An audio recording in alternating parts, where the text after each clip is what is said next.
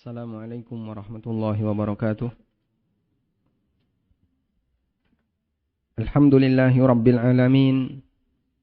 Wassalatu wassalamu ala ashrafil mursalin. Nabiyyina wa maulana Muhammadin wa ala alihi wa sahbihi ajma'in. Wa ashhadu an la ilaha illallah wahdahu la syarika lah. Wa ashhadu anna Muhammadan abduhu wa rasuluh. Salawatu Rabbi wa salamu alaihi wa ala alihi wa ashabihi wa man sara ala nahjihi wa stanna bisunnatihi ila yaumiddin. Alhamdulillah, kembali kita melanjutkan kajian rutin dengan membaca buku ayat-ayat tauhid. Dan insyaallah di kesempatan kali ini kita akan membaca halaman 47 tentang anwa'ul mahabbah, macam-macam mahabbah. Al-mahabbah atau rasa cinta. Rasa cinta itu muncul pada diri seorang hamba ketika dia merasa bisa mendapatkan manfaat dari objek yang dia cintai. Rasa cinta itu muncul ketika kapan? Kita merasa mendapatkan manfaat dari objek yang kita cintai. Karena itulah rasa cinta umumnya, rasa cinta terhadap perkara dunia itu umumnya tidak bertahan dalam satu tingkatan. Dia bisa naik, bisa turun. Tergantung sejauh mana manfaat yang diberikan oleh objek yang kita cintai. Kita baru dapat mobil baru misalnya, atau kendaraan yang baru, dan kita merasa nyaman dengan itu. Mungkin kendaraan ini akan sangat kita cintai, karena dia banyak memberikan manfaat bagi kita.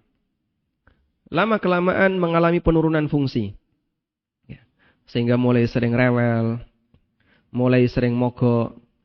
Akhirnya muncul rasa kebosanan. Apalagi kita punya keinginan untuk bisa membeli gantinya.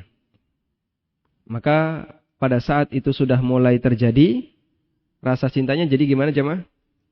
Turun, berkurang. Rasa cinta itu akan berkurang.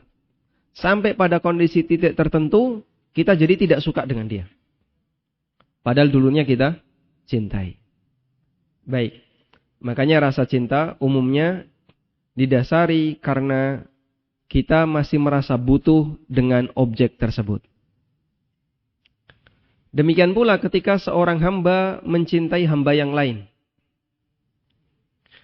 Manusia mencintai manusia yang lain umumnya karena didasari dia masih merasa butuh. Sampai pada kenyataannya ternyata ini bukan yang bisa memenuhi kebutuhan saya, malah bikin repot saya, lama-kelamaan akan dia tinggalkan. Demikian pula ketika seorang hamba mencintai berhala, tuhan-tuhan yang disembah selain Allah. Mereka mencintai Tuhan yang disembah selain Allah. Kenapa? Karena adanya anggapan bahwa Tuhan itu bisa memberikan apa? Manfaat baginya. Karena adanya anggapan bahwa Tuhan itu akan memberikan manfaat baginya. Sehingga dia mencintai Tuhan itu sebagaimana cintanya kepada Allah. Karena dia meyakini Tuhan itu bisa memberikan manfaat sebagaimana Allah Subhanahu wa ta'ala memberikan rizki, memberikan kelapangan, kehidupan bagi para hambanya. Baik, kalau kita sudah paham tentang landasan ini, insya Allah akan mudah untuk bisa memahami macam-macam cinta yang dibahas dalam kajian ilmu tauhid. Kita akan baca terlebih dahulu di halaman 47. Bagi yang sudah memiliki bukunya, silahkan plastiknya dibuka, ya. Yang dibuka dan buka halaman 47. Nah, tafadhal, kita akan mendengarkan pembacaan dulu dari Al-Ustadz Farid Ahmad wa ilaihi falyatafaddal ma'juran mashkura. Bismillah, alhamdulillah, wassalatu wassalamu ala rasulillah, wa ba'du. Jenis mahabbah atau cinta ada 4. Yang pertama, cinta yang merupakan ibadah yaitu mencintai Allah dan segala sesuatu yang dicintai oleh Allah. Allah berfirman, "Walladzina amanu asyaddu hubban lillah." Adapun orang-orang yang beriman sangat besar cintanya kepada Allah. Quran Surat Al-Baqarah ayat 165. Yang kedua, cinta yang merupakan kesyirikan, yaitu mencintai selain Allah seperti cintanya kepada Allah, atau bahkan lebih besar. Allah berfirman, "Wa minan nasi may yattakhidhu min dunillahi andadan yuhibbunahum ka hubbillah." Dan di antara manusia ada orang yang menyembah Tuhan selain Allah sebagai tandingan yang mereka cintai seperti mencintai Allah. Quran Surat Al-Baqarah ayat 165. Yang ketiga, cinta yang maksiat, yaitu seperti mencintai keharaman dan kebid'ahan, atau mencintai pelaku maksiat, pelaku bid'ah, dan pengikor hawa nafsu, dan bentuk cinta-cinta lain yang menyelisihi syariat. Yang keempat, cinta yang alami, yaitu seperti mencintai anak, keluarga, diri, harta, dan hal-hal mubah lainnya. Tetapi dengan syarat cinta tersebut memang bersifat alami atau tabiat. Jika cinta tersebut menyibukkannya dari ketaatan kepada Allah, lantas meninggalkan kewajiban-kewajibannya, maka cinta itu adalah cinta yang maksiat. Jika dia melampaui batas pada kehidupannya dan hatinya lantas mencintai mereka sebagaimana mencintai Allah atau bahkan lebih besar, maka cinta tersebut adalah cinta yang syirik. Nah, 4 jenis rasa cinta yang disebutkan oleh penulis. Kita akan berikan catatan agar lebih jelas dalam membedakan antara satu dengan yang lain. Yang pertama adalah cinta yang statusnya ibadah. Apa perbedaan antara cinta ibadah dengan cinta biasa? Bedanya di mana? Bedanya di mana, jemaah? Sebagaimana kemarin kita sudah membahas tentang takut. Ada takut yang nilainya ibadah dan ada takut yang statusnya tabi'i. Apa perbedaan antara takut tabi'i dengan takut ibadah? Dilatar belakangi oleh keyakinan. Betul sekali. Bahwa pembeda utama antara cinta, takut, dan seterusnya yang itu bernilai ibadah adalah ketika rasa cinta dan rasa takut itu dilatar belakangi oleh keyakinan. Ketika rasa cinta dan rasa takut itu dilatar belakangi dengan keyakinan. Rasa cinta kepada Allah dilatar belakangi dengan keyakinan. Keyakinan apa? Apa keyakinan kita tentang Allah? Allah yang menciptakan kita, Allah yang ngasih rizki kita, Allah yang mengatur seluruh alam, Allah yang banyak memberikan kebaikan untuk kita, dan seterusnya. Meskipun kita tidak pernah melihat Allah, meskipun kita tidak pernah menyaksikan bagaimana Allah menciptakan kita. Tapi dari mana Anda yakin seperti itu? Karena kita punya iman. Kita punya iman, punya i'tiqad bahwasanya hal seperti ini Allah yang melakukannya. Allah yang menciptakan kita. Yakin enggak kita? Yakin? Yakin. Allah yang memberi rezeki kita, kita yakin? Yakin. Allah yang memudahkan urusan kita, kita yakin? Yakin. Banyak keyakinan di mana perbuatan baik yang Allah berikan kepada kita. Padahal kita tidak pernah melihatnya. Kita tidak pernah menyaksikan secara indera kita. Tapi kita mendapatkan hasil. Dan kita yakin itu datang dari Allah. Dari mana keyakinan itu muncul? Dari mana keyakinan itu muncul? Dari mana? Kita membaca Al-Quran. Dan di Al-Quran ada keterangan tentang itu. Kita membaca hadis Nabi SAW. Dan Nabi SAW menjelaskan tentang itu. Demikian pula fitrah yang ada pada diri kita mengajak kita untuk meyakini bahwa apapun yang kita alami, kenikmatan-kenikmatan yang kita dapatkan Allah yang ngasih. Nah, seperti ini semakin kuat perasaan seperti ini muncul dengan semakin kenal Allah. Makanya orang yang semakin banyak mempelajari tentang asma was sifat, mempelajari tentang kebaikan-kebaikan Allah bagi para hambanya, salah satu di antara pengaruhnya adalah akan memunculkan rasa cinta kepada Allah semakin kuat, semakin besar. Siapakah manusia yang paling tahu tentang Allah? Siapa orang yang paling ngerti tentang Allah?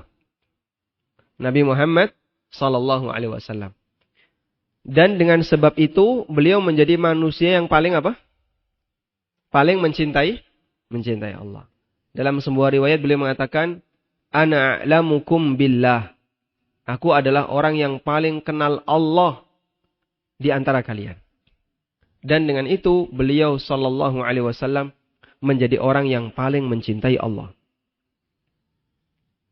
Dan salah satu di antara doa Nabi sallallahu alaihi wasallam, karena rindunya beliau untuk ketemu Allah, beliau memohon kepada Allah, Allahumma inni as'aluka ladzatan nadhari ila wajhika wasyauqa ila liqa'ika fi ghairi dharra'a mudirratin wala fitnatin mudillah.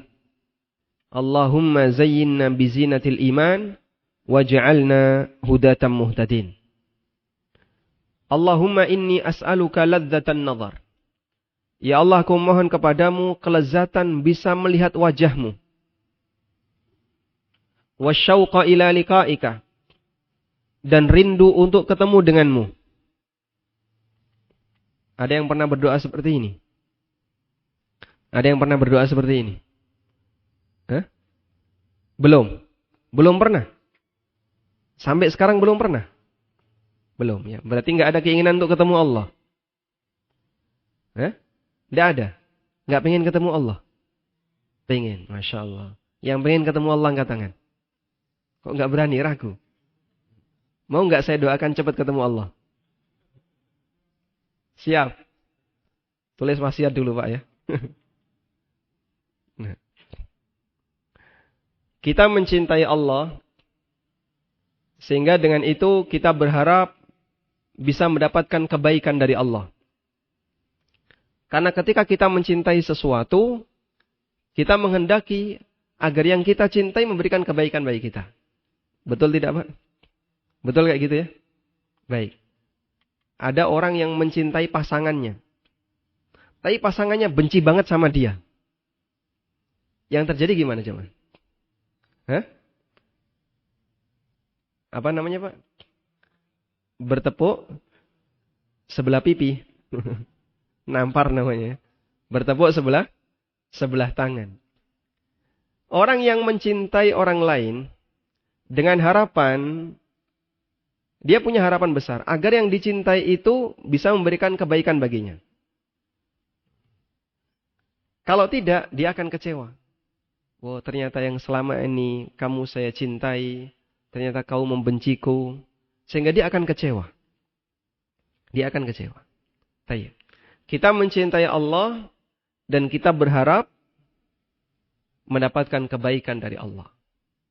Makanya bentuk dari perwujudan itu adalah kita memohon kepada Allah bisa merasakan kelezatan memandang wajah Allah dan rindu untuk ketemu dengan Allah Ta'ala dalam keadaan Allah memberikan kenikmatan bagi kita. Sebagai muqaddimahnya, seorang hamba harus punya pengantar. Apa pengantarnya? Amal soleh. Agar dia punya harapan di sisi Allah Subhanahu wa Ta'ala. Kalau dia nggak punya amal soleh, nggak mungkin dia punya harapan. Karena dia yakin Allah mau ngasih apa wong dia nggak punya amal soleh. Sementara dia sering berbuat maksiat. Justru yang terjadi adalah dominan dia takut kepada hukuman Allah Subhanahu wa Ta'ala. Baik. Kembali ke sini. Jadi mencintai yang bernilai ibadah, intinya apa tadi Pak? Cinta yang dilatar belakangi karena keyakinan, sehingga meskipun indera ini tidak pernah merasakan, Tapi rasa cinta itu muncul karena kita yakin Allah lah yang memberikan banyak kebaikan bagi kita. Nah, Allah Ta'ala berfirman, وَالَّذِينَ آمَنُوا أَشَدُّ حُبًّا لِلَّهِ. Orang-orang yang beriman, mereka sangat mencintai Allah. Orang-orang yang beriman, mereka sangat mencintai Allah. Karena orang mukmin punya keyakinan hanya Allah yang banyak memberikan kebaikan baginya. Baik. Nah, cinta ibadah ini, kalau dilatar belakangi dengan keyakinan yang batil, cinta yang bernilai ibadah ini, kalau dilatar belakangi dengan keyakinan yang batil, jadinya cinta syirik. Apa keyakinan yang batil itu? Meyakini bahwa ada makhluk yang bisa memberikan rizki, ada makhluk yang bisa mengabulkan doa, ada makhluk yang bisa mewujudkan harapan selain Allah. Contohnya, cintanya orang musyrik kepada berhalanya. Orang-orang kafir, mereka punya keyakinan batil terhadap berhalanya. Berhala yang dia sembah, diiringi dia punya keyakinan bahwasanya berhala ini bisa mengabulkan permohonannya, bisa menjadi penyebab dia akan mendapatkan kebahagiaan di dunia, bahkan bisa menyelamatkannya ketika dia sedang mendapatkan musibah. Makanya dibelani mati-matian, meskipun itu hanya sebuah batu yang dipahat. Sehingga bukan batunya, tapi latar belakang iktikadnya. Makanya kan batu tidak sebatas batu. Mereka serupakan dengan wajah apa? Dewa yang dia yakini ini adalah dewa burung. Yang ini dewa maut. Yang ini dewa apalagi, yang ini dewa apalagi, dan seterusnya. Ada yang bentuknya seperti gajah. Ada yang bentuknya seperti elang. Ada yang bentuknya seperti singa. Dan aneka macam bentuk yang dan rupa yang itu diyakini dewa-dewa ini yang akan mendatangkan kebahagiaan baginya. Makanya dalam setiap prinsip Allah Ta'ala melarang kesyirikan, Allah selalu mengatakan apa? Ma la yadurruhum wa la yanfa'uhum. Tuhan-Tuhan itu tidak bisa memberikan kualat bagi kalian dan tidak bisa memberikan manfaat bagi kalian. Karena keyakinan kalian ini adalah keyakinan yang batil. Keyakinan yang batil. Baik. Dan Allah kasih contoh perbuatan orang musyrikin di masa silam. Mereka mencintai berhala-berhala selain Allah sebagaimana layaknya cintanya orang mukmin kepada Allah. Allah berfirman, "Wa minan nasi may yattakhidhu min dunillahi andadan yuhibbunahum kahubbillah." Di antara manusia ada orang yang menyembah Tuhan selain Allah sebagai tandingan. Yang mereka mencintai Tuhan-Tuhan itu seperti mereka mencintai Allah. Mereka mencintai Tuhan itu sebagaimana mereka mencintai Allah. Dan yang dimaksud tadi, karena diiringi dengan keyakinan, berhala inilah yang memberikan kekuatan hidup mereka, ngasih rizki, atau yang mengabulkan doa, atau yang semakin mendekatkan doa mereka dan memenuhi hajat-hajat mereka. Baik. Bisa dipahami insyaAllah ya. Nah. Sedangkan cinta karena tabiat. Itu tidak didasari karena keyakinan. Tapi didasari dengan apa jemaah? Didasari dengan keadaan. Kondisi real yang kita pandang. Kondisi real yang kita lihat. Anda mencintai si A. Karena Anda berharap si A memberikan kebaikan bagi Anda. Kemudian yang ketiga adalah mencintai maksiat. Cinta yang statusnya maksiat, yaitu mencintai sesuatu yang haram, mencintai kebid'ahan, atau mencintai pelaku maksiat. Termasuk pelaku bid'ah dan pengekor hawa nafsu. Kalimat pengekor hawa nafsu dalam bahasa ulama artinya adalah ahli bid'ah. Dalam bahasa ulama, kalimat pengekor hawa nafsu adalah siapa jemaah? Ahli bid'ah. Semua ahli bid'ah gelarnya pengekor hawa nafsu. Karena mereka membangun agamanya dari latar belakang hawa nafsu. Sak penake dhewe. Ya. Sehingga dia membuat sendiri rancangan ibadah. Yang jenenge ibadah itu ya kayak gini. Kenapa kok seperti itu? Ya memang harusnya seperti itu. Sehingga dia tidak bisa mendatangkan bukti dari dalil. Tapi dia lakukan itu atas dasar sesuka hatinya. Makanya disebut sebagai pengekor hawa nafsu. Ibadah kok sak geleme dhewe. Seharusnya ada aturannya.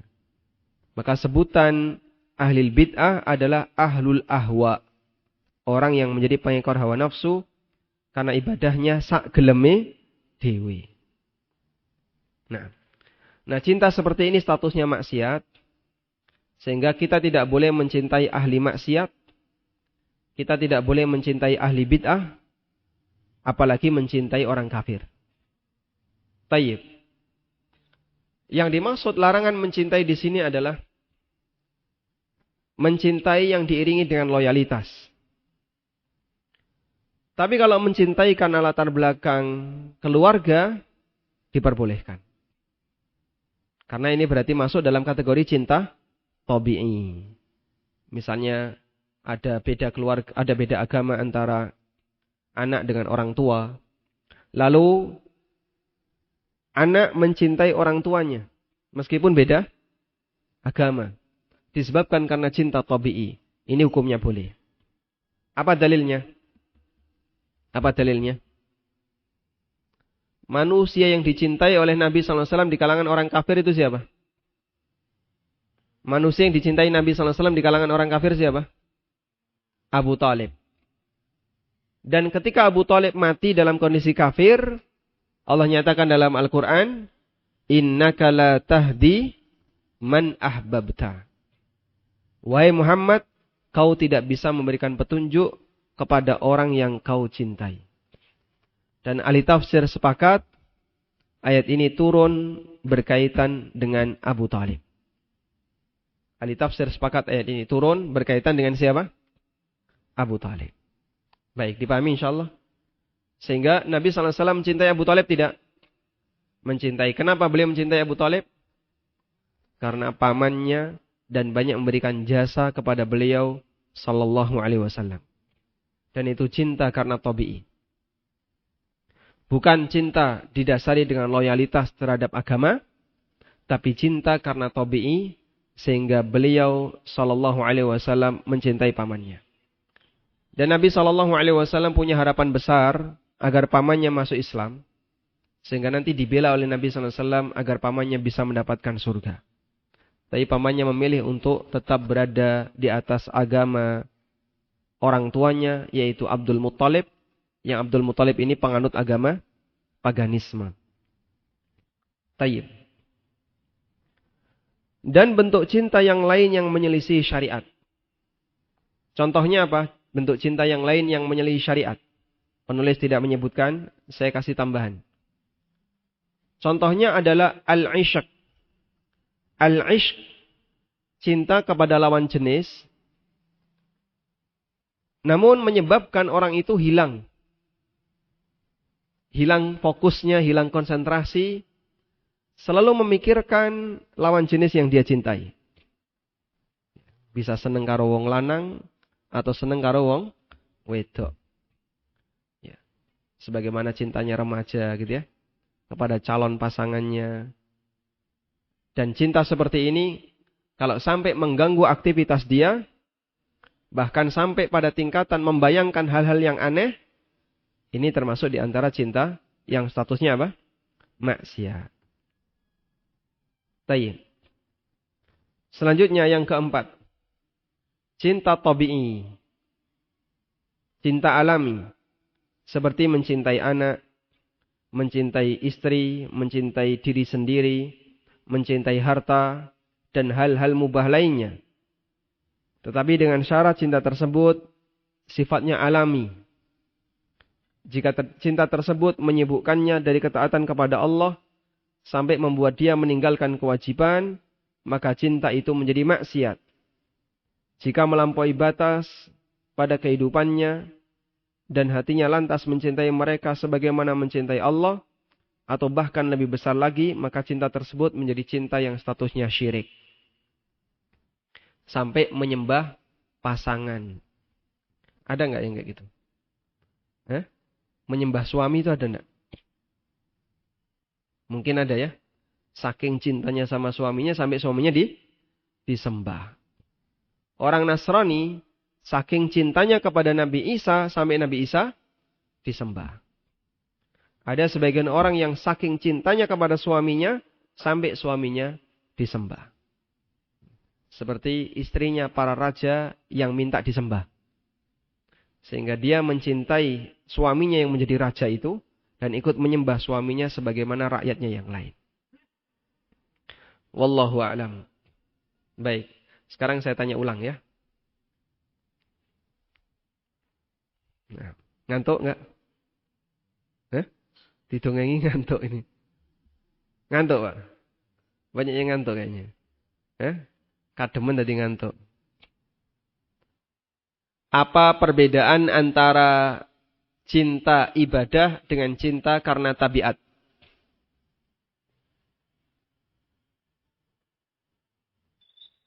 Perbedaannya apa? Apa perbedaan antara cinta ibadah dan cinta karena tabiat? Silahkan.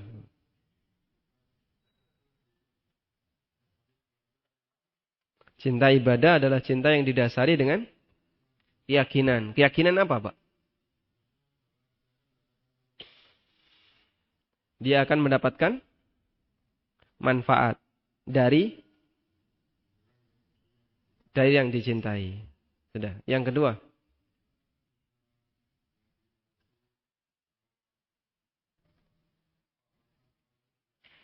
Yang dilandasi karena penglihatan, diketahui oleh panca indera. Cinta tabi'i adalah cinta yang didasari karena panca indera. Baik. Contohnya?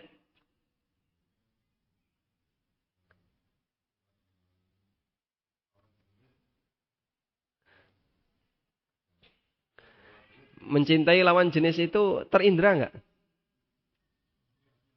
Kelihatan? Kelihatan apanya, Pak? Kelihatan lawan jenisnya ya. Baik, orang mencintai lawan jenis. Ini masuk kategori cinta tabi'i. Kenapa dia masuk dalam kategori cinta tabi'i, bukan cinta yang isinya ibadah? Karena didasari oleh realita. Realita apa? Bahwasanya lawan jenis itu bisa membahagiakan kita. Cinta kepada anak. Orang tua, kenapa dia cinta kepada anak? Saya mau tanya, anak itu ngerepoti atau tidak? Anak itu ngerepoti atau tidak? Ngerepoti? Ngerepoti ya? Ngerepoti enggak? Coba tanya Pak Farid. Ngerepoti enggak, Pak? Enggak begitu. Oh, yang repot istrinya. Bagi ibu-ibu, anak itu ngerepoti atau tidak? Yang anaknya sedikit nggak kelihatan ya. Yang anaknya banyak. Di sini ada yang anaknya 9. Nggak ada. Baik. Anak itu jadi tanggung jawab siapa? Orang tua. Baik. Bolehlah kita pakai perhitungan matematis. Berarti posisi anak ini jadi beban enggak, Pak? Jadi beban ya? Kudu ngasih nafkah, kudu ngomong, pada waktu dia bayi, ra iso dewe, bisa ya? Dia bisa cebok sendiri, nggak bisa mandi sendiri. Sehingga dalam aktivitas kita keseharian ketika bersama anak-anak yang kecil, kita melayani mereka. Tapi kita punya rasa cinta kepada mereka. Kenapa? Kenapa kita punya rasa cinta kepada mereka? Memberikan manfaat. Apa manfaatnya, Pak? Nyenengke hati orang tua. Manfaat yang lain.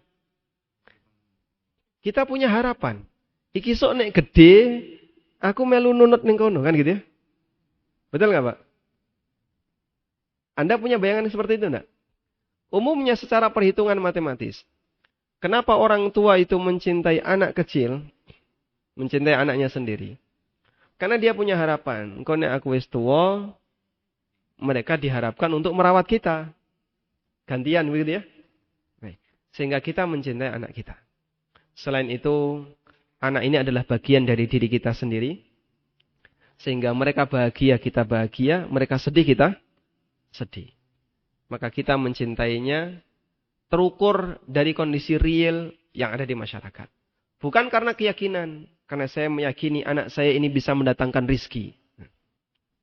Ada nggak kayak gitu? Hah? Ada. Karena saya meyakini anak saya bisa mengabulkan doa. Ada kayak gitu? Hah? Nggak ada ya? Nggak ada. Sehingga kita mencintai anak bukan karena keyakinan anak ini bisa mengabulkan doa, bisa menghilangkan bencana, bisa mewujudkan hajat. Bukan karena itu. Tapi karena ukuran real yang terjadi dalam kehidupan sehari-hari manusia. Sehingga dia mencintai anaknya. Itulah cinta karena tabi'i. Baik. Andaikan tidak ada Al-Quran, tidak ada hadis, manusia dibiarkan tanpa wahyu, orang bisa kenal Allah enggak? Enggak bisa. Dia enggak bakalan kenal Allah. Lalu ketika dia enggak kenal Allah, ada enggak rasa cinta kepada Allah? Dia enggak punya keyakinan apapun. Enggak ada rasa cinta kepada Allah. Sehingga kalau dia diberitahu, sembahlah Allah. Ngapain saya menyembah Allah? Loh, dia yang menciptakanmu. Aku enggak percaya. Dari mana buktinya? Aku enggak pernah lihat.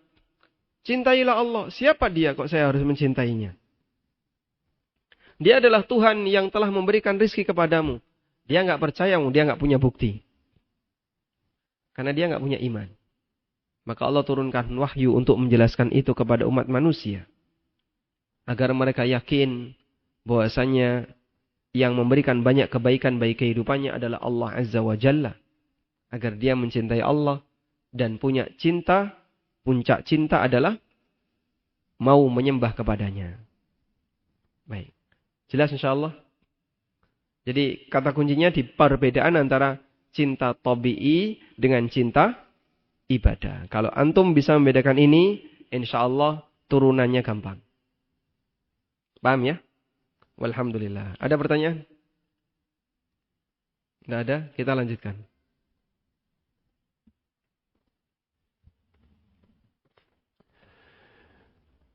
Bab yang berikutnya, haramnya berdoa kepada selain Allah.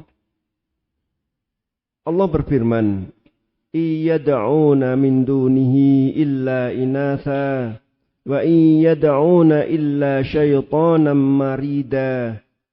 La'anahullah, wa qala la'attakhidanna min ibadika nasiban mafruḍa."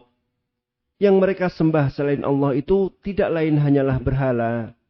Dan mereka tidak lain hanyalah menyembah setan yang durhaka, yang dilaknati Allah. Dan setan itu mengatakan, aku pasti akan mengambil bagian tertentu dari hamba-hambamu. Quran Surat An-Nisa ayat 117-118. Qul anada'u min dunillahi ma la yanfa'una wa la yadurruna wa nuraddu ala a'qabina ba'da idh hadanallahu kalladhi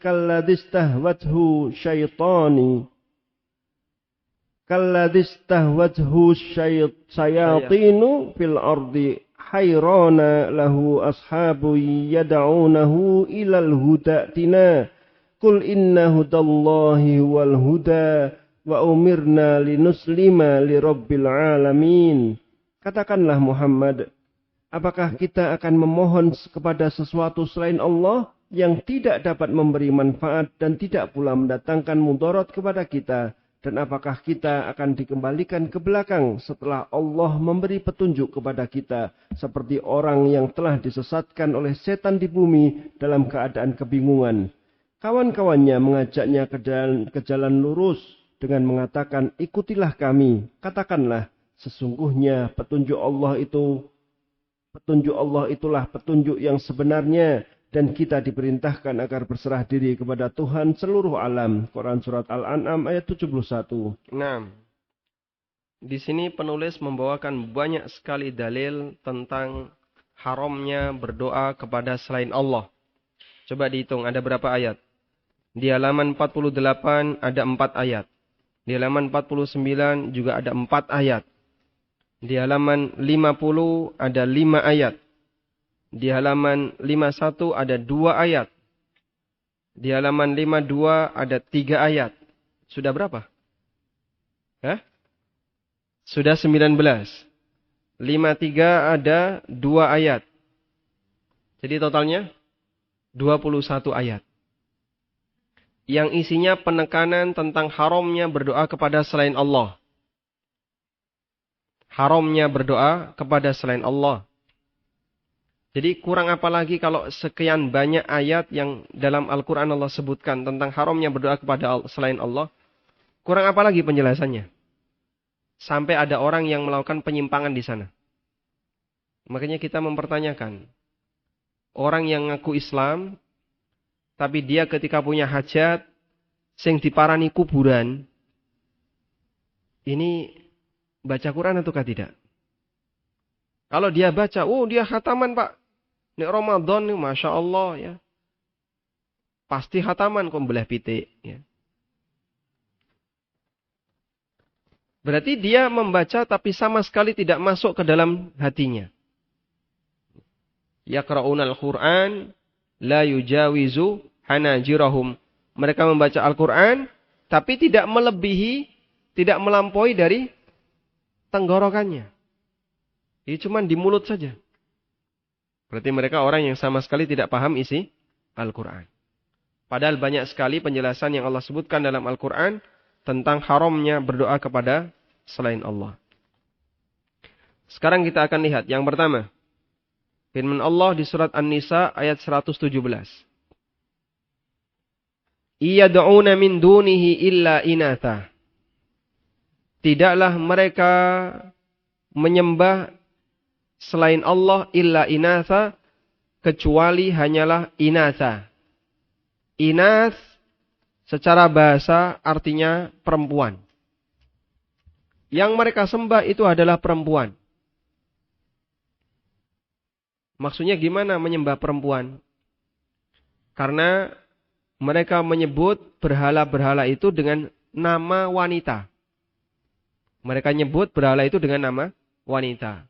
Uzza, itu nama wanita. Nama lelakinya Aziz. Nama lelakinya Aziz. Ya kalau di bahasa kita ya. Misalnya ada orang namanya Wanto karo Wanti. Ya. Nek Wanto itu berarti lanang, nek Wanti berarti wedok. Ya. Sumini wedok, berarti Sumono lanang, gitu ya. Ono Sumono. Ya kurang lebih seperti itu. Nama laki itu Aziz. Nama perempuan Uzza. Ya. Kemudian mereka menyebut para malaikat sebagai anak perempuan Allah. Mereka menyebut para malaikat sebagai anak perempuan Allah. Dan mereka meyakini apa yang mereka sembah itu anak perempuannya Allah. Yaitu para malaikat. Makanya Allah sebut yang mereka sembah itu hanyalah berhala yang dikasih nama perempuan. Sehingga dikasih sebutan apa? Inath. Dikasih sebutan dengan Inath. Dan ada yang mengatakan kata Inath di sini maknanya adalah ausan. Maknanya adalah al-ausan. Al-ausan secara bahasa artinya segala sesuatu yang disembah selain Allah, baik berupa batu, kayu, pohon maupun yang lainnya. Namanya al-ausan. Bentuk jamak dari kata wasan. Bentuk jamak dari kata wasan. Baik. Padahal sebenarnya mereka tidak menyembah malaikat. Dan tidak menyembah orang saleh. Tapi yang mereka sembah adalah wa iyad'una illa syaitanan marida. Yang mereka sembah adalah setan yang nakal. Dan terkadang setan itu menampakkan dirinya kepada penyembahnya. Sehingga membuat penyembahnya itu semakin yakin. Loh, doaku direspon. Yang respon siapa? Setan. Syaitanun marid, setan yang nakal. Seperti ada suara, ya. Seolah-olah bisa dialog dengan yang berdoa. Sesekali setan melakukan seperti itu, sehingga membuat yang menyembah itu semakin bangga. Berarti doa saya direspon, ini ada roh gaib yang datang menyapa saya. Dan itu terjadi. Sebagaimana yang terjadi pada pohon apa? Pohon Uzza. Pohon Uzza, di pohon Uzza ada apa jamaah? Ada jin Uzza. Bentuknya wanita, rambutnya gondrong. Bahasa kita ya kayak kuntilanak gitu. Pada waktu Nabi SAW menaklukkan kota Mekah, beliau mengirim Khalid ibn Walid untuk apa? Menebang Uzza. Setelah ditebang, balik menghadap Nabi SAW. Sudah saya laksanakan ya Rasulullah. Ditanya oleh Nabi SAW, kau lihat apa? Tidak lihat apa-apa. Berarti kau belum melakukannya, balik lagi. Ternyata ketika Khalid balik, muncullah jin itu. Menampakkan diri sebagai seorang wanita. Akhirnya ditebas sama Khalid. Dibunuh oleh Khalid ibn Walid. Mati. Dan manusia bisa membunuh jin. Ketika dia menampakkan diri, diajak gelut, jinnya kalah, mati. Uzza mati. Datang menghadap Nabi SAW. Ya Rasulullah, saya telah memenggal kepala Uzza. Berarti kau sudah melakukannya. Sehingga hakikatnya yang mereka sembah adalah setan yang nakal. Juru kunci yang dia nunggoni cepuri, tempat-tempat yang angker, yang sering dijadikan sebagai tempat sajen bagi masyarakat, termasuk juga kuburan-kuburan yang diyakini itu bisa mendatangkan keberkahan. Diwerui Pak kayak gini Pak. Diwerui. Kanjeng Sunan datang. Jam piro jam 3 arep tahajud. Kanjeng Sunan arep tahajud. Poso rai. Nek sahur tak sediani. Padahal orangnya sudah mati. Dan orang yang mati nggak mungkin dia bisa beramal. Apa dalilnya? Idza matal insan inqata'a amaluhu illa min thalath. Apabila manusia itu mati, maka seluruh amalnya terputus kecuali 3 amal. Makanya kadang mereka rela untuk nunggui di kuburan. Tidur di situ, nginep di situ, dengan harapan nanti bisa ketemu penampakan Kanjeng Sunan. Terus itu diceritakan kepada masyarakat, ada seperti ini, seperti ini. Oh, berarti betul, berarti beliau itu tidak mati. Tapi beliau masih hidup dan tinggal di sekitar sini. Padahal hakikatnya apa? Jin. Yang menampakkan diri itu adalah jin. Iyad'una illa syaitanan marida. La'anahullah. Allah telah melaknatnya. Wa qala, dan setan yang nakal ini mengatakan, la'attakhidanna min ibadika nasiban mafruḍa. Aku akan mengambil bagian dari hambamu. Apa yang dimaksud mengambil bagian dari hamba? Apa yang dimaksud mengambil bagian dari hamba? Setan minta disembah oleh hamba Allah. Sehingga yang seharusnya manusia ini menghamba kepada Allah, sebagian jatah itu diambil oleh setan. Dan setan berjuang untuk itu, agar hamba ini bisa menjadi temannya di akhirat. Agar bisa menjadi temannya ketika di akhirat. Artinya setan ini bisa menjadi temannya di neraka. Baik, ini ada di surat An-Nisa ayat 118. Lalu Allah berfirman di surat Al-An'am ayat 71. Qul anad'u min dunillah. Katakanlah ya Muhammad, apakah aku harus berdoa kepada selain Allah? Ma la yanfa'una wa la yadurruna. Padahal mereka itu adalah makhluk yang tidak bisa memberikan manfaat bagi kami dan tidak bisa memberikan madarat bagi kami. Ngapain saya berdoa kepada makhluk itu? Padahal dia nggak bisa memberi manfaat, nggak bisa memberi madarat. Kalimat ini apa jemaah? Tidak bisa memberikan manfaat dan tidak bisa memberikan madarat. Kalimat ini tujuannya apa? Untuk membongkar akidah yang batil. Karena disebabkan keyakinan inilah orang menjadi menggantungkan harapan kepada selain Allah. Baik mencintai selain Allah, cinta syirik, maupun berdoa kepada selain Allah yang isinya kesyirikan. Termasuk diantaranya adalah memiliki rasa takut kepada selain Allah Ta'ala. Rasa takut kesyirikan. Yang kemarin sudah kita bahas ya. Termasuk yang tadi kita bahas. Jadi landasan kenapa orang itu mau menyembah, mau taat, mau berdoa, mencintai dan seterusnya. Karena ini. Ada keyakinan ini bisa memberi manfaat dan bisa memberikan madarat bagi kami. Dan itu adalah keyakinan yang batil. Maka berkali-kali Allah tegaskan itu. Sehingga ini penekanan yang penting jemaah. Ini adalah membongkar syubhatnya orang musyrik. Kalau mereka sudah mengakui ini, lanjutannya gampang. Ya. Makanya dialog antara Ibrahim dengan ayahnya. Termasuk juga Ibrahim dengan masyarakatnya. Pada waktu Ibrahim dituduh sebagai orang yang apa? Menghancurkan berhala-berhala itu.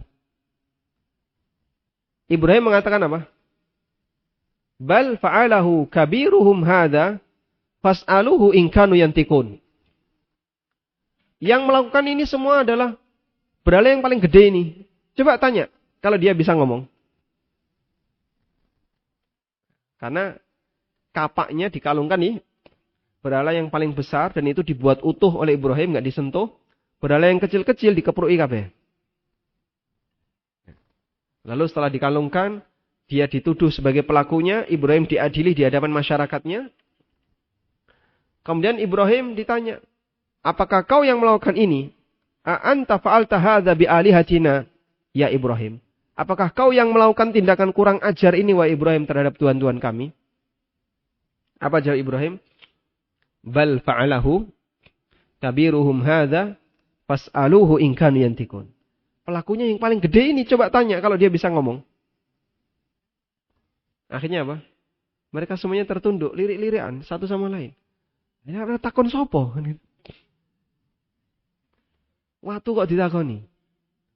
Dan mereka mengakui apa yang mereka lakukan ini enggak masuk akal. Sementara itu yang selama ini mereka yakini. Kalau saya sampai kurang ajar kepada berhala ini nanti saya kualat. Ditakoni saja nggak bisa jawab kok kualat. Tapi mereka sudah nggak punya alasan. Akhirnya yang mereka lakukan apa? Yang mereka lakukan apa? Bakar Ibrahim. Wansuru alihatakum. Mari kita bela Tuhan-Tuhan kita. Bakar Ibrahim dan kita bela Tuhan-Tuhan kita. Sudah nggak ada alasan yang lain. Pokoknya kita bakar Ibrahim dan kita bela Tuhan-Tuhan kita. Sehingga waktu debat mereka nggak bisa jawab. Kayak gini kok kamu sembah? Alasannya apa kamu sembah kayak gini? Udahlah nggak urusan pokoknya kamu akan saya bakar. Udah. Kalau sudah kayak gini, sudah nggak pakai logika lagi. Kalau sudah nggak bisa pakai akal, orang jadinya pakai okol. Kan gitu. Dan mereka kalah dengan akal ketika debat dengan Ibrahim. Akhirnya mainnya main okol. Tayyib. Makanya bagian ini yang penting ya. Ma la yanfa'una wa la yadurruna. Ini menghancurkan dan membongkar syubhat orang musyrikin. Wa nuraddu ala aqabina. Dan apakah kita akan dikembalikan ke belakang? Ba'da idh hadanallah. Setelah Allah berikan petunjuk kepada kami. Apakah kita harus flashback? Padahal Allah sudah ngasih kita hidayah. Kalau flashback lagi berarti saya kembali ke jahiliyah. Nah, ini penting ya jawaban ini. Nabi SAW diperintahkan oleh Allah ketika menjawab ajakan orang musyrikin untuk berbuat kafir. Saya sudah dapat hidayah. Kenapa saya harus balik lagi? Kalau balik lagi berarti saya flashback. Kemunduran ini bukan kemajuan. Ada orang yang sudah hijrah. Dia tinggalkan riba. Atau tinggalkan harta haram yang lainnya. Bergabung dengan komunitas-komunitas yang baik. Tapi temannya masih gatelan, mempengaruhi dia. Ayo balik lagi, ini ada peluang. Bagus ini. Riba nggak apa-apa, dikit nanti saya yang nanggung dosanya. Rumangsamu kan gitu. Ya. Jawaban yang bisa kita berikan, Allah sudah ngasih hidayah kepada saya. Ngapain saya harus kembali lagi ke masa silam yang penuh dengan maksiat? Alhamdulillah sekarang saya sudah hijrah. Sehingga gak mau untuk flashback. Gak mau untuk balik lagi ke masa silamnya. Kalladzi istahwathu syayatin. Setelah sebagaimana orang yang telah disesatkan oleh setan. Fil ardi, di bumi ini. Hayrana, dalam keadaan kebingungan. Hayrana lahu ashabun yad'unahu ilal hudatina. Dalam keadaan kebingungan. Kawan-kawannya mengajaknya ke jalan yang lurus. Ikutilah kami. Qul inna hudallahi huwal huda. Katakanlah sesungguhnya petunjuk Allah itulah petunjuk yang sejatinya. Wa umirna linuslima li rabbil alamin. Dan kita diperintahkan untuk pasrah kepada Rabbul Alamin. Sehingga saya nggak mau jadi orang bingung. Kemarin saya sudah ikut ustadz, sekarang saya sudah hijrah. Sekarang kau ngajak saya untuk balik lagi seperti semula. Jadi orang bingung, diajak ke kanan, diajak ke kiri. Diajak ke kanan melu nganan, diajak ke kiri melu ngiri. Saya nggak mau jadi orang bingung. Saya punya pendirian. Sehingga saya tidak mau balik lagi seperti dulu. Sekarang saya mau melanjutkan perjalanan. Itu jawaban yang diperintahkan oleh Allah Ta'ala kepada sang Nabi SAW. Jadi coba Bapak perhatikan. Di depan ayat ada kalimat apa? Qul. Qul itu artinya apa? Katakanlah. Katakanlah itu artinya Allah ngajari. Ngajari apa? Ngajari apa? Jawaban kepada sang Nabi. Sudah? Kowe tak kandhani ya. Engko nek ditakoni kaya ngene, jawaban iki. Siapa zat yang paling pintar ngajari? Allah Azza wa Jalla. Dan siapa yang ajarannya pasti tepat sasaran? Allah Subhanahu wa Ta'ala. Antum kalau mau menghadap ujian, lalu dikandani sama guru, nanti kalau ada pertanyaan seperti ini, jawab seperti ini. Begitu ya? Kita senang nggak? Kenapa senang? Dapat bimbingan. Meskipun belum tentu kita yakin soal itu keluar. Belum tentu kita yakin soal itu keluar. Nah, kalau Allah yang ngajari, dan dia yang paling tahu keadaan hamba, dan dia yang menakdirkan segalanya, maka kalau Allah yang ngajari jawaban itu, pasti jawaban ini tepat sasaran. Paham ya? Makanya perhatikan, semua ayat yang berisi qul, kemudian lanjutannya berisi jawaban untuk orang kafir, itu adalah jawaban untuk semua syubhat orang kafir. Cuman kita nggak perhatian ya. Bolak-balik mau kalkul ya. Ya sambil lalu saja. Nah, padahal dalam keseharian kita, aku mau dikandani Pak Farid, kudu ngomong kaya ngene. Kita pegangi. Begitu ketemu orangnya, kata Pak Farid seperti ini. Tepat sasaran dia. Karena ini bawahannya Pak Farid kan gitu ya. Sehingga beliau akan taat. Karena nyuruhnya ngomong seperti ini. Dan kita tidak akan berkreasi untuk menyampaikan yang lain.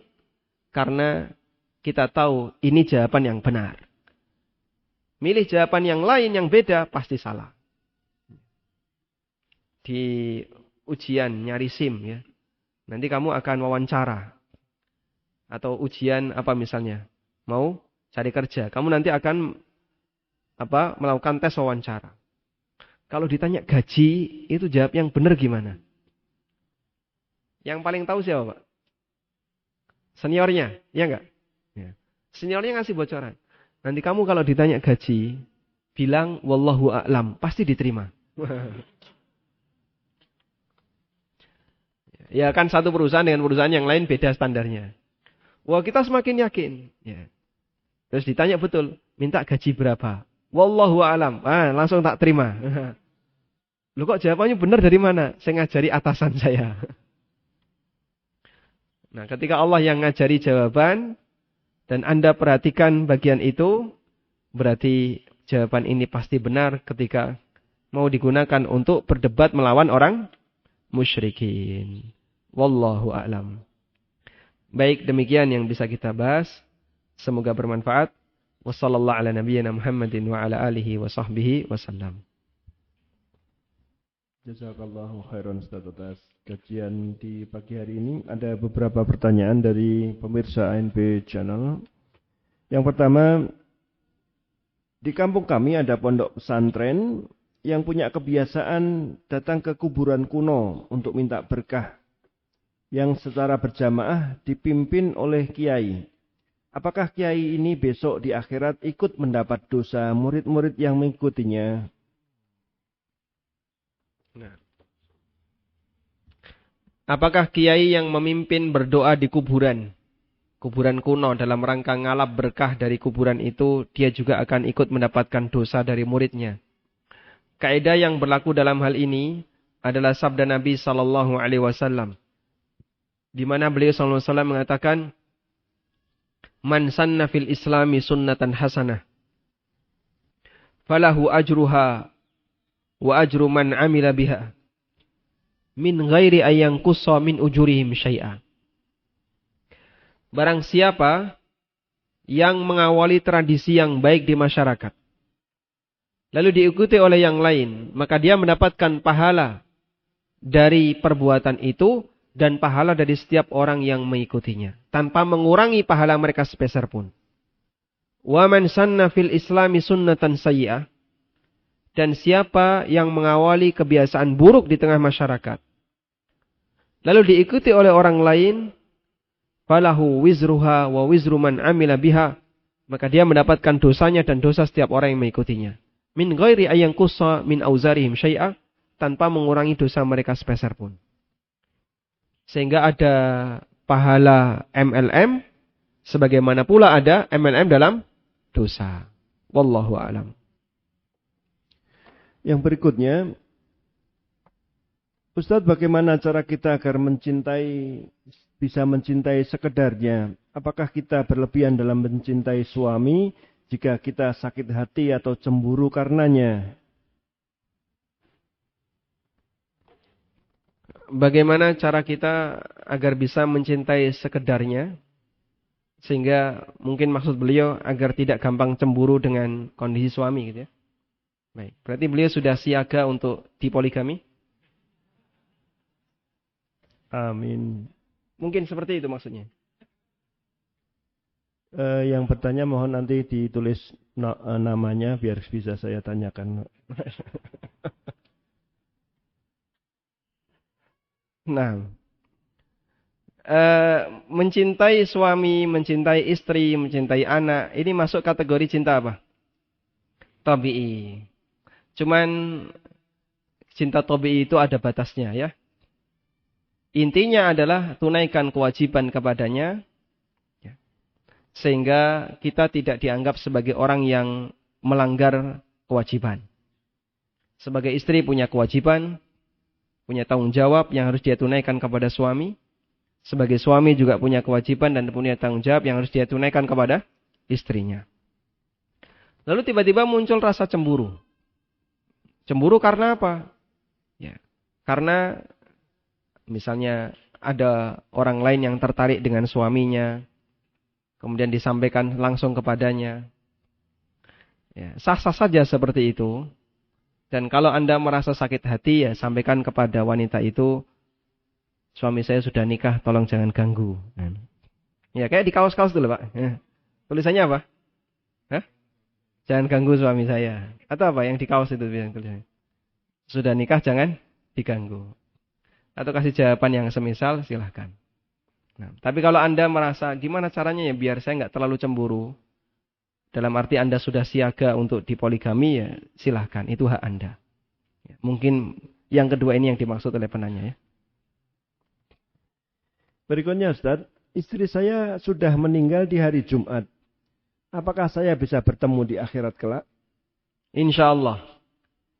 Ketika istri Anda meninggal, mendahului Anda, insya Allah Anda akan dipasangkan kembali dengan istri Anda di akhirat. Nah. Berikutnya tentang sholat. Dengan syarat ya, Anda mati muslim ya. Tapi kalau Anda murtad ya nggak ketemu ya. Berikutnya tentang sholat. Jika imam batal sholatnya dan meminta kita untuk menggantikan imam, apakah kita harus melanjutkan bacaan imam? Misalnya imam telah membaca surat Al-Fatihah setengah. Apakah kita melanjutkan atau membaca dari awal? Wallahu alam, saya nggak tahu ilmunya tentang ini. Namun kalau Anda mau pilih selamat ya bacanya dari awal. Wallahu alam. Berikutnya Ustaz, saya sering bersitegang dengan orang tua tatkala orang tua punya kebiasaan seperti tahlilan dan sebagainya. Kami menolak. Kemudian orang tua sering mengatakan bahwa sering mendoakan tentang keburukan kepada saya. Apakah doa buruk ini mustajab? Kalau sampai pada tingkatan tindakan durhaka, bisa jadi doa buruk itu mustajab. Dan tidak ada perbuatan dosa yang lebih disegerakan oleh Allah hukumannya selain dua dosa. Disegerakan oleh Allah hukumannya di dunia, ma'ama yuddakharu lahu fil akhirah.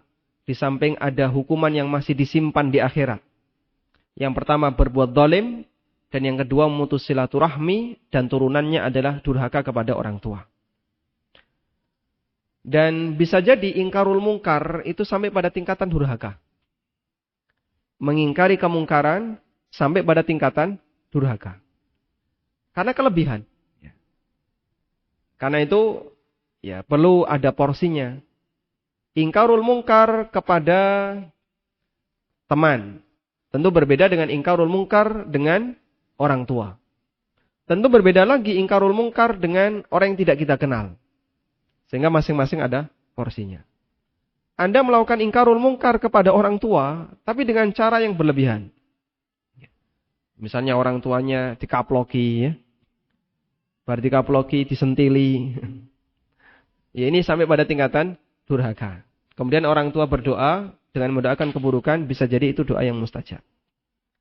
Tapi kalau Anda sudah bersikap baik, kemudian melakukan ingkarul mungkar dengan cara yang baik, lalu orang tua tetap marah dan bahkan mendoakan keburukan untuk kita, insya Allah doa itu tidak memberikan pengaruh bagi sang anak. Nabi Ibrahim alaihissalam memberikan nasihat kepada ayahnya dengan cara yang lemah lembut, tapi ayahnya memberikan ancaman apa? La illam tantahi la arjumannaka wahjurni maliya. Kalau kamu gak gelem mingkem wahai Ibrahim, tak antemi nanti, kamu tak balangi. Ya. Sehingga diancam sama bapaknya. Kalau kamu gak diam, kamu tak balang, kamu tak lempari dengan batu. Wahjurni maliya, dan aku minta kau tinggalkan aku sejauh-jauhnya. Itu ucapan bapaknya Ibrahim kepada Ibrahim. Padahal Ibrahim menyampaikannya dengan cara lemah lembut. Jadikan itu sebagai i'tibar. Fa'tabiru ya ulil absar. Antum belajar bagaimana cara ingkarul mungkarnya Ibrahim. Meskipun Ibrahim ditolak oleh ayahnya. Dan sampai mati ayahnya mati kafir. Tapi kita bisa meniru bagaimana cara Ibrahim menyampaikan kebaikan bagi ayahnya. Penuh dengan kesabaran, lemah lembut dan seterusnya. Sehingga tetap ingkarul mungkar tapi dengan cara yang baik. Cuman kadang anak egonya itu muncul. Nah, terus apa? Akhirnya dia keluar agak sedikit kasar. Nah itu tolong jangan sampai terjadi. Wallahu a'lam. Yang terakhir Ustaz, orang tua ingin menggadaikan surat rumahnya atau sertifikat rumah karena cucu perempuan kesayangannya akan menikah. Apakah saya harus tanda tangan? Karena diminta untuk tanda tangan penggadaian. Anda boleh melarangnya. Jadi tidak setuju dengan itu, dalam arti tidak setuju dengan itu. Karena ini jelas transaksi yang terlarang ya. Sehingga bapak tidak mau tanda tangan dan menyampaikan digolekno solusi yang lain ya, tanpa harus utang riba ke bank. Ya, meskipun nanti yang mau menikah adalah cucu kesayangan dan nikah tidak harus mewah ya, sampai ngedoloma, apalagi nggadekan rumah. Lakukan yang sederhana, kasih pengertian kepada mereka sebaik mungkin. Mentoknya kalau emang nggak bisa, minimal Anda nggak mau tanda tangan. Tapi kalau sudah sangat terpaksa, nek gak tanda tangan, wah nanti mau diancam dengan beberapa ancaman. Anda terpaksa melakukannya, Insya Allah yang nanggung dosa orang yang memaksa dan bukan Anda. Cukup? Wallahu alam. Ada yang mau menyampaikan pertanyaan langsung? Tidak ada? Tayyib. Demikian semoga bermanfaat. Wassallallahu ala nabiyyina Muhammadin wa ala alihi wa sahbihi wa sallam. Wa akhiru da'wana anilhamdulillahi rabbil alamin. Subhanakallahumma wa bihamdika. Ashhadu an la ilaha illa anta astaghfiruka wa atubu ilaik. Wassalamualaikum warahmatullahi wabarakatuh.